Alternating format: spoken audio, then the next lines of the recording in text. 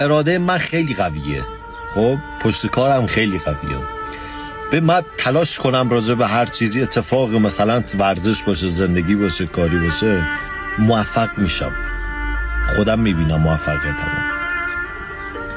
ببین من واسه یه یار اون کاری نبوده که من انجام ندم. یعنی هرچی که تو ذهن یک زن آرزوست یا توی ذهن یک مرد قفله که واسه طرفش انجام بده، من رو انجام دادم. خب موفق نشدم.